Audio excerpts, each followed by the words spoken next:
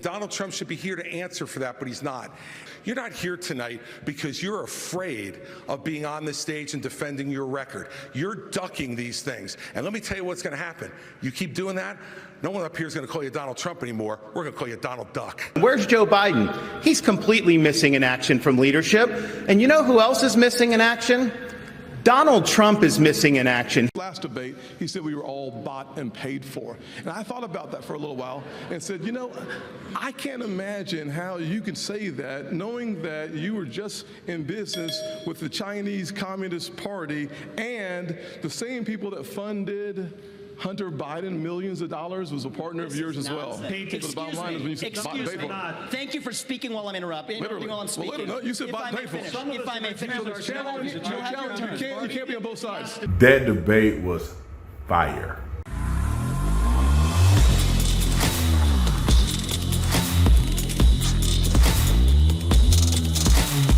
This video is brought to you by TatumStore.com. TatumStore.com. Get the merch in the link in the description section. Like and subscribe to the channel. Y'all already know what to do. Let's get into this. Ladies and gentlemen, I have to talk about the debate tonight. I have to say this because I'm very impressed with the Republicans. I really am, because I think that even though some of the Republicans I don't necessarily like as much as others, but I really do believe that they are acting in good faith. And a lot of these Republicans have a lot of incredible things to say, which is contrary to what the Democrats are pushing. I don't think there's a Republican on the stage that couldn't beat a Democrat logistically in running for election. Joe Biden is worse than every single Republican on that stage. And many of them are taking a stronger stance. You know, Pence is softer than a wet toilet paper roll. Nikki Haley is all right. Chris Krispy Kreme's, he tried to show up tonight. The dude from North Dakota, South Dakota, Alaska, I don't even know where he's from. He has a lot of great responses, but he ain't got the juice. Now let's get to the important part. Let's get to the part where people want to hear me talk about. And that is, who do I think was number one? And I'm just going to go top three. I ain't going to even waste my time with the rest of the people.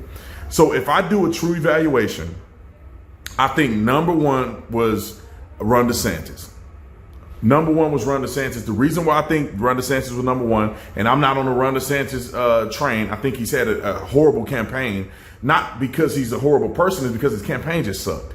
But Ron DeSantis did an incredible job, because not only was Ron DeSantis consistent, Ron DeSantis came across as firm, but Ron DeSantis got a resume that most of the people on the stage don't have. The only person that have a resume even close to Ron DeSantis is President Donald Trump.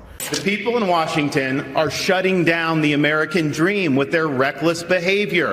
They borrowed, they printed, they spent, and now you're paying more for everything. They are the reason for that. They have shut down our national sovereignty by allowing our border to be wide open. So please spare me the crocodile tears for these people. They need to change what's going on. And where's Joe Biden? He's completely missing in action from leadership. And you know who else is missing in action?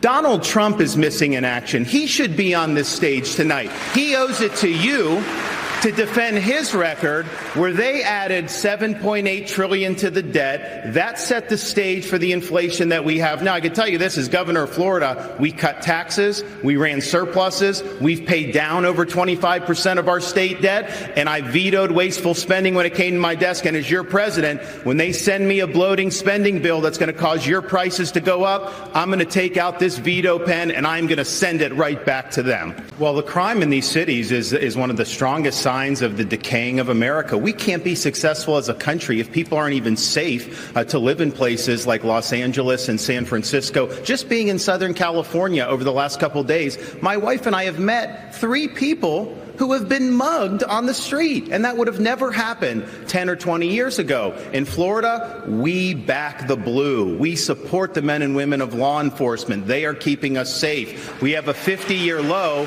in the crime rate. And yes, when I had 2 progressive prosecutors that weren't following the law in Florida, I removed them from their posts, and the people of Florida are safer as a result of it. As president, I will use the Justice Department to bring civil rights cases against all of those left-wing Soros-funded prosecutors. We're not going to let them get away with it anymore. We want to reverse this country's decline. We need to choose law and order over rioting and disorder.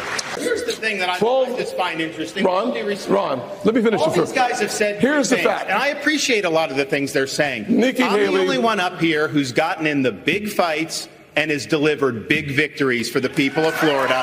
And that's what it's all about. You can always talk, but when it gets hot in there, when they're shooting arrows at you, are you going to be stand up for parents' rights, to keep the state free? Are you going to be able to do all those things? And in the state of Florida, because of our success, the Democratic Party lies in ruins. We have won the big fights. We have turned our state into a Republican state. People respond to leadership. I've done it while others have talked about it. So I think Ron DeSantis came out hot. I think he came out factual. I think he had a lot of things to back him up. It's incredible that he's a veteran. I mean, all of these things that Ron DeSantis put together, I think are incredible. You know, he does come across a little whiny sometimes. I mean, it kind of, you know, it looked like every time he finished saying something, he go, and that kind of irritates people. But overall, I think that Ron DeSantis' resume, his acumen as a governor, has done tremendous work in Florida, and he's number one tonight, in my opinion. Number two, I think, was Tim Scott. And yesterday, he joined the picket lines where auto workers are demanding more wages and job security. Senator Scott, you recently reacted by praising Ronald Reagan for firing air traffic controllers in the 1980s, saying, "You strike, you're fired." Would you fire thousands of striking auto workers today, Senator? Obviously, the President of the United States cannot fire anybody in the private sector. However, we should look back at the first bill in Congress under Joe Biden. The first bill had $86 billion for the union pensions because they continue to overpromise yet underdeliver. One of the challenges that we have in the current negotiations is that they want 4-day French work weeks, but more money. They want more benefits, working fewer hours. That is simply not going to stand. I'll say this, Joe Biden should not be on the picket line. He should be on the southern border working to close our southern border because it is unsafe, wide open, and insecure, leading to the deaths of 70,000 Americans in the last 12 months because of fentanyl. It is devastating. Every county in America is now a border county because fentanyl has devastated Americans in every single state. I will also say 6 million illegal crossings since Joe Biden has taken office, and he eliminated Title 42. The one thing he should do is finish the wall, reinstate Title 42, and get the job done. They gave Tim Scott a bunch of real estate to talk. Tim Scott was firm, he was strong, and I talked so much trash about Tim Scott, I'm embarrassed, because I didn't say all kind of crazy stuff about Tim Scott. But I think that in this debate, Tim Scott had an opportunity to speak. Tim Scott came across as firm. He came across as confident. He wasn't afraid to be combative. He was calling out Vivek. He was calling out Nikki Haley. I mean, he seemed like a very strong, confident man that I thought did a really good job in this debate. I have a conversation about the things that are happening on this stage. We think about the fact that Vivek just said we were all good people, and I appreciate that because last debate he said we were all bought and paid for. And I thought about that for a little while and said, you know, I can't imagine how you can say that knowing that you were just in business with the Chinese Communist Party and the same people that funded Hunter Biden millions of dollars was a partner of yours as well. It's not nonsense. So look, here's what I want to respond. These are good people who are tainted by a broken system, and it's not the fault of anybody who's involved. Some of us are tainted. Excuse me. Thank you for speaking while I'm interrupting while I'm speaking. You said bought and paid for. If I may finish. You can't be on both sides. Gentlemen, you'll have your turn. One of the challenges we should have focus on the issues that matter. between Vivek and business in China. Everybody knows that. If I may address, focus on holding Joe Biden accountable. That's what we need to be focusing on. I actually agree with Ron DeSantis. Everybody speaks at the same time. No one can understand your message. So if I may, I agree with Ron DeSantis on China.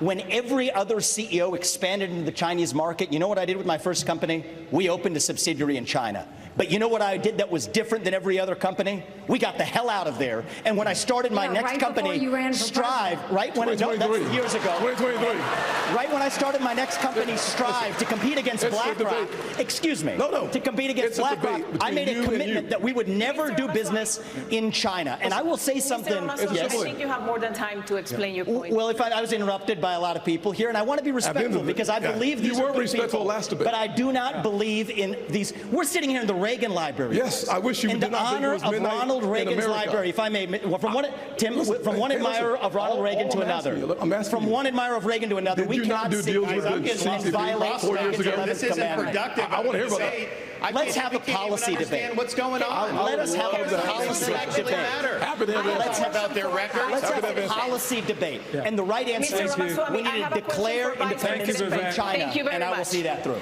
Vice I President. say number 3 is Vivek Ramaswamy. Nobody can get past the fact that Vivek Ramaswamy is the best talking, clean politician in the entire race. I mean, he can talk better and he sounds more firm and confident than Donald Trump does. But I do go a step further. You're right about that, Ilya. I favor ending birthright citizenship for the kids of illegal immigrants in this country.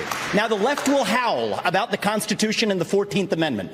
The difference between me and them is I've actually read the 14th Amendment. What it says is that all persons born or naturalized in the United States and subject to the laws and jurisdiction thereof are citizens. So nobody believes that the kid of a Mexican diplomat in this country enjoys birthright citizenship. Not a judge or legal scholar in this country will disagree with me on that. Well, if the kid of a Mexican diplomat doesn't enjoy birthright citizenship, then neither does the kid of an illegal migrant who broke the law to come here. I have to be very clear about this. Transgenderism, especially in kids, is a mental health disorder. We have to acknowledge the truth of that for what it is. I met 2 young women early in this campaign. Specifically on parental rights in schools. Parents have the right to know. And you know what the hypocrisy of this is? Even New Hampshire failed to actually get past a piece of legislation here. The very people who say that this increases the risk of suicide are also the ones saying that parents don't have the right to know about that increased risk of suicide. And I'm sorry, it is not compassionate to affirm a kid's confusion. That is not compassion, that is cruelty. I met 2 young women, Chloe and Katie, early in this campaign, who are in their 20s, now regret getting double mastectomies and a hysterectomy. One of them will never have children. And the fact that we allowed that to happen in this country is barbaric. So I will ban genital mutilation or chemical castration under the age of 18. Ilya mischaracterized a part of my view. I think this artificial division is unhelpful in our party. The real divide is not between the Republicans on this stage. And in the Reagan Library, I want to say these are good people on this stage.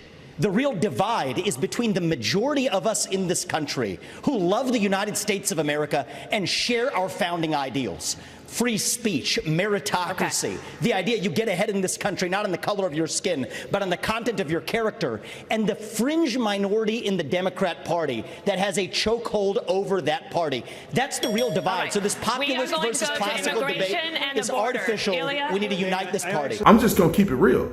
Donald Trump talk in circles. He got the juice, so we don't even care what he say half of the time. As long as he ain't, lying too much about stuff. Most people don't even care what Donald Trump is saying. We just like, oh, go Donald Trump. Let's beat these Democrats into oblivion. But Vivek Ramaswamy has an incredible way of articulating himself, articulating his mission, articulating what the country needs, saying the right things to make us seem united, not divided. But he did kind of get his head whipped a little bit by Tim Scott on some of the issues with him having Chinese association in his business. And the thing is that Vivek Ramaswamy should legitimately say, I don't do that anymore. That's what I used to believe. That's what I used to do. I don't do it anymore. Because trying to explain the nuance of getting money from this place or working with a company that do stuff in China, like, it's too much minutia. You should just say, hey, man, that's what I did in business. And that's how I know we need to do this. That's what Donald Trump did. I think that's what Vivek Ramaswamy should do. And I say after Vivek, I would go to 4th place. I would say it would probably be Chris Christie. I don't like Chris Krispy Kreme's one bit, but I think he did an incredible job explaining himself. He came across as firm and confident, and I like that. The problem is that since no one has done anything since we first had this discussion 13 years ago, we're not in a position to be able to do any of that anymore. What we have to do now is first treat this like the law enforcement problem it is. Our laws are being broken every day at the southern border, every day. And Joe Biden and his crew is doing nothing about enforcing that law. They are letting it go. And by the way, they announced during the presidential race they were going to let it go. And we need to have a president who acts like I did as governor, enforce the law. first and foremost. And that means what I'll do on day one is sign an executive order to send the National Guard to partner with Customs and Border Patrol to make sure that we stop the flow of fentanyl over the border, but also to make sure that we send a much different message.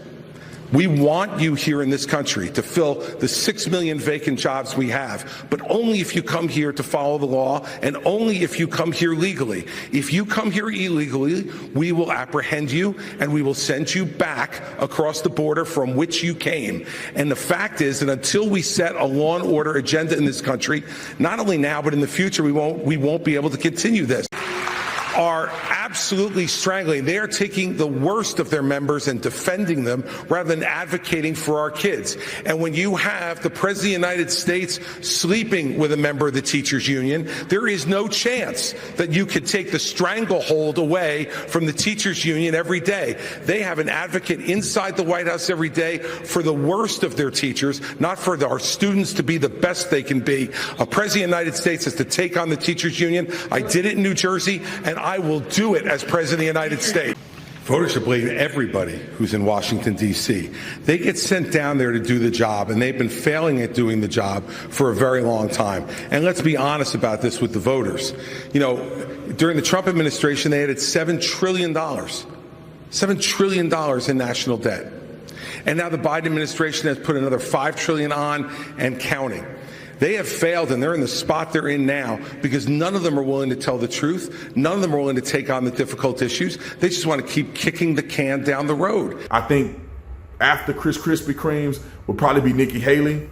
I think Nikki Haley is sort of firm on what she's saying, but she's still a rhino. Mike Pence is a dead wet napkin. And the other guy, I don't even know who he is. He had a lot of incredible things to say, but I don't know who he is.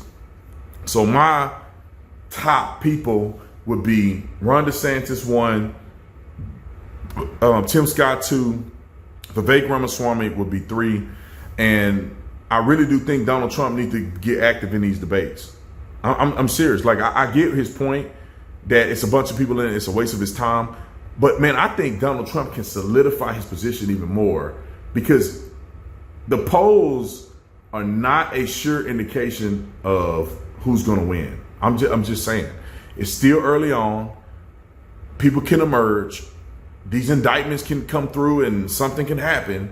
So I don't think we should just go off of the polls. I think Donald Trump, I would like to see him get in there and fight. I will at this point. It's like we already got past the first debate. Get in this debate and put these people to sleep. I'm going to say this and people are going to be mad at me. And I love Trump, obviously. I wear his merch. Everywhere I go, I sell his merch. But I think Donald Trump is probably slightly afraid to get in a debate competition. I think he's slightly afraid because you can only bully so many people. You can only talk over so many people. I really do think that if he began to get pressed and challenged by certain people and they ask him the right questions, it's not going to bode well for him. Let me give you an example because people are going to be like, Brandon, why are you saying about Donald Trump? Let me give you an example. If they ask about I don't think he has a great response for that. He's going to have to own the fact that Operation Warp Speed was something that he did. He's going to have to own the fact that he literally lifted up your boy Dr. Fauci and made him a celebrity. He really got to own up to the fact on Candace Owens' podcast, he said that she should have taken the vaccine, and the only people that denied are the people that didn't take the vaccine. And that vaccine was one of the greatest creations of mankind. He has to own up to what he said. Then they start challenging him on his picks. He didn't pick a single person that he's cool with today. Merrick Garland, not Merrick Garland, but Christopher Wray, he selected Christopher Wray, the head of the FBI. We had all that time in office, House, the Senate, the presidency, and we didn't do nothing against Biden. We didn't do nothing against his son. We didn't do nothing against Hillary Clinton. We let Director Comey get off the hook. We let Barack Obama, the Obamas get off the hook. Nobody was prosecuted. Nobody was dealt with. We had the power to pick the Attorney General. We had the power to pick. We had the power to get rid of the special counsel, to be quite honest, because the Attorney General is the one that organizes the special counsel. Obviously, you see now that Merrick Garland is organizing special counsel against Donald Trump. So we had all these opportunities, did nothing with it. Attorney General, Secretary of State, the FBI Director. We didn't investigate Biden. We didn't investigate Hunter Biden.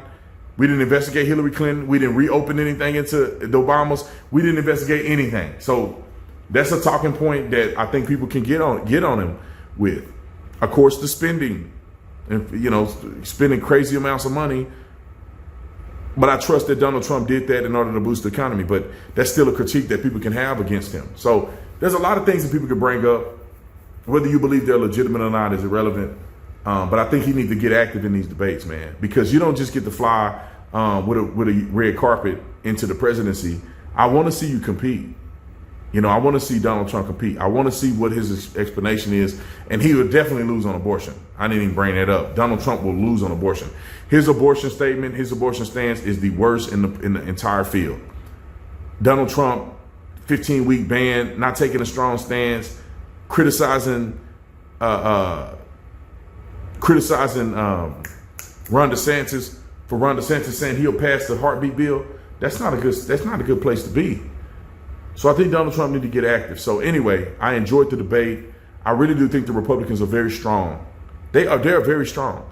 Back when Donald Trump ran in 2016, they were all weak. All of them were politicians weaker than a paper airplane. But now I think they have some gravitas. Vivek Ramaswamy is a strong person. Ron DeSantis got a great record. And I think Tim Scott is a very strong candidate as well. And Larry Elder ain't even on the stage, and I think Larry Elder will be a good candidate. So just throwing it out there, man, I want to give y'all my take, man. The debate was off the chain. You know, I think Ron DeSantis solidified. It wasn't as spicy as the first debate, but Ron DeSantis solidified his position as being the best alternative, in my opinion, logistically to Donald Trump. He's the best alternative in my opinion. Vivek Ramaswamy is the best orator. He's the best talker.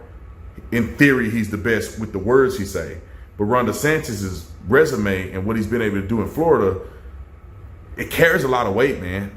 And I think that he has puts himself in a position that he can be a good alternative. I think Tim Scott moved his way up the ranks tremendously. Nikki Haley and them, they ain't worth a dime. All right, I'll see you guys on the next one, man. God bless you. I'll see y'all. I'm out.